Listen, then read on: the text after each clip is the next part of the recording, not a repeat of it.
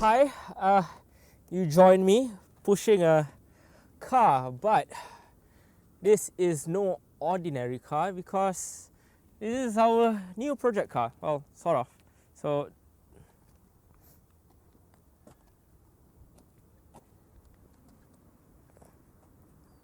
we bought a Proton Savvy. I don't know what to say. It's a piece of shit.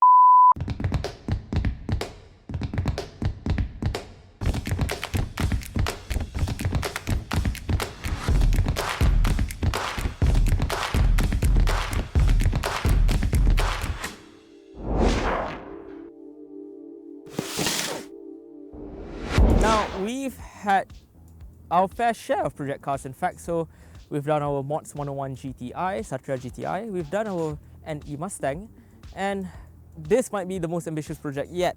And else, on surface, it is a Proton Savvy. But truth be told, we didn't really buy it because it's a Proton Savvy. We actually bought it of what's underneath. So yes, look at that. Look at all of that.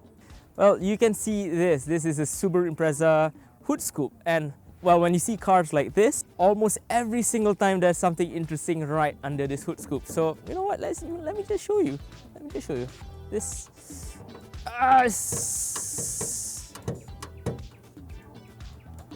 Oh, this is stupidly hot as well. This is a Toyota 4 EFTE engine. So this is a turbocharged engine, which is pretty cool because this originally came out of a Toyota Starlet, and those things run around about what, 130 horsepower back then. That was from the late 80s, about early 90s as well. And from what we've heard, this is a Series 3 engine. So this engine is totally stock. There's nothing done to the engine except for the fact that it was recently overhauled. That was at least what the previous owner told us. We did buy this car for like dirt cheap. This is by far, I believe this is by far the cheapest turbocharged car that you could have bought in Malaysia. Well, at the time when we bought this, so this is currently in April of 2023. We bought this literally on the first week of April. It's under 5,000 ringgit for a turbocharged car. Quite a healthy engine. Well, healthy in the sense where there's no smoke coming out of it. So everything in the engine is quite mechanically sound. There are a few leaks. Well, not a few, but quite a lot of leaks. So the day we bought the car, drove it back to the office, and there was literally a pool of oil underneath. So we decided to bring the car over to our friends at D-Works to just give the car a full checkup. And well, yeah, there were a few leaks. So we've got that sorted. So we've given the car a service. We've changed the engine oil. We flushed the radiator. That was just rust. That was literally rust in there. I don't think there was ever coolant running in that thing, so it was just water and rust. I probably broke that, yes. Yeah, now let's get to the exterior part of the car. And as you can see, look at all this rust. There's quite a few things wrong with the exterior of this car. Paint is literally the least of our problems right here.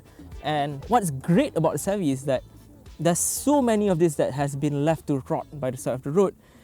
You can just go to almost any scrap yard and probably they'll ask you for 20 ringgit for the whole car. And well, we do plan on changing the whole exterior of the car. Probably just get new panels, mix and match here and there. Whether it's the pre-facelift or the facelift gen, I don't think anybody really cares. It's a Savvy, but anyways. So yeah, we got some rust here as well. But one of the few things that this car really came apart from the engine is the tires. So these are Toyota R1s, and well, these are not the most expensive tires out there. It's not really the best tires, but Toyota Gazoo uses them to race in the Vios Cup. And well, if they are able to use it in Sepang, I'm pretty sure our little Savvy here is completely fine. Don't be fooled, those are not P1 racings, those are replica wheels, those are reps. And I do see the word race on the nuts, but I doubt those are real too because that's probably worth like a quarter of the car's price. Anyways, yes, so there's quite a few things we've done. I really hate how it looks. I think it's ugly. Yeah.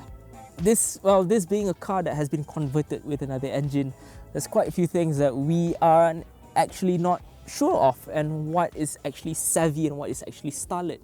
So we don't know if the steering rack is a Starlet or a Savvy, but at least there's one thing that we know is that the brakes, and I'm pretty sure these are not easy to find anymore. I believe they are the same as the Corolla SEGs, but these are brakes from a Starlet, and we've been doing quite a lot of research on this, and brake pads are not that easy to come by, especially if you're looking for performance pads. And the interior doesn't even get better as well. Well, you do have a Starlet gauge cluster here. You can only see about 3/4 of the whole gauge, and you can't even see the water temp, you can't even see your check engine lights. But who needs those things? It's fine. We do have a carbon gear knob, which I find to be rather interesting. So this is an imitation Mugen gear knob. I have no clue if this is an original Sparko wheel. I doubt that's an original G-Ready meter. Everything in this interior is crap. It's a bit, I don't want to touch anything. My allergies have acted up. It's all dirty. I have random tissues here. This is a Proton as well, so I doubt this actually works as well. Probably if I try to start it up, it's not gonna work. This doesn't work as well. Look at that, I can't leave the car if I am trapped in a fire, and this is a literal fireball on wheels. I have to climb out, and God, look at that. Anyways, yeah, so we don't care how it looks, it's really for the engine. We do have a final goal with the car. Well, yeah, we want to make it into a 200 horsepower hot hatch. So it is a manual, front wheel drive. I have done a few clutch dumps with the car.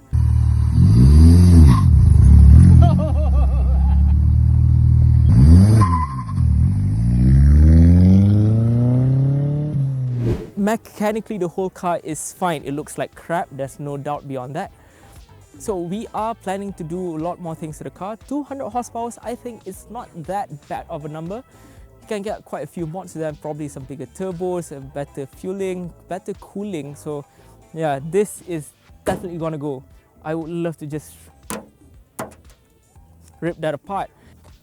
Meet the new NE project car.